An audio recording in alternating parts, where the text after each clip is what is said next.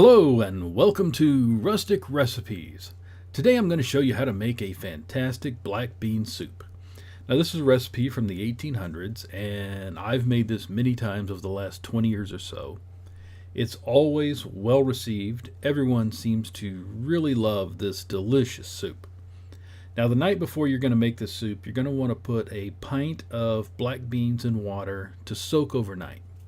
Okay, so let's get started. First, we'll slice an onion. Now, this recipe calls for a small onion, so I'll only use about 3/4 of this one.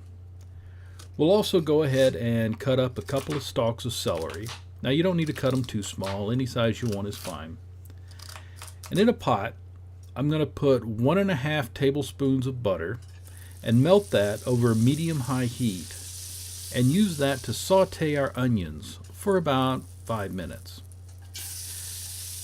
Now I'm doing this right in the pot that I'm going to cook my soup in. Now once that's done, we're going to add 2 quarts, that's 8 cups of cold water. And that'll deglaze the bottom of that pot and add all that extra flavor to your soup. And then the celery. Now the beans. These have soaked overnight. Then I've drained them and given them a really good rinse. And now we're going to let that come up to a low boil and then reduce the heat to a medium-low and let that simmer for 3 to 4 hours. I'm going to cover it to reduce water loss, but keep an eye on it and add more water if you need to. Okay, now this has been simmering for about 4 hours and we're going to puree this in a blender. Now you're going to need to do this in a couple of batches to get it all pureed. The original recipe called for pressing it through a strainer to break it down, but we're going to do it in a blender. So blend it until you get a nice smooth texture. Once you've done all of that, return it to your pot and bring it back up to a simmer. And now for the seasoning. We're going to add in 1/2 tablespoon of salt, 1/8 teaspoon of pepper.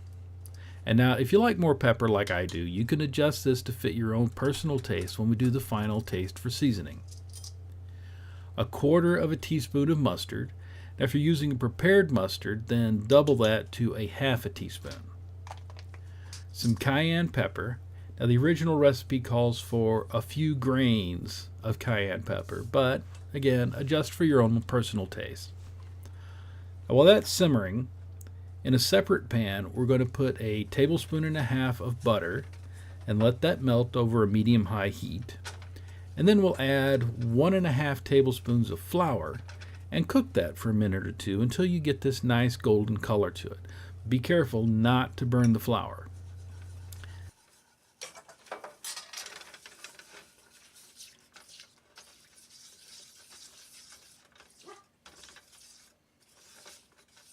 Then we'll add that flour into our soup and let it keep simmering for another 10 minutes or so.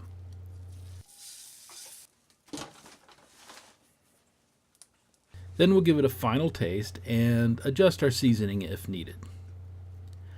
Now the original recipe called for slicing up a couple of hard-boiled eggs and a lemon and placing those slices in the bottom of a tureen and then straining the soup over it for serving. But I'm not doing that. I don't think I even own a tureen. And if we've done our blender work correctly, the soup should be silky smooth and not need straining.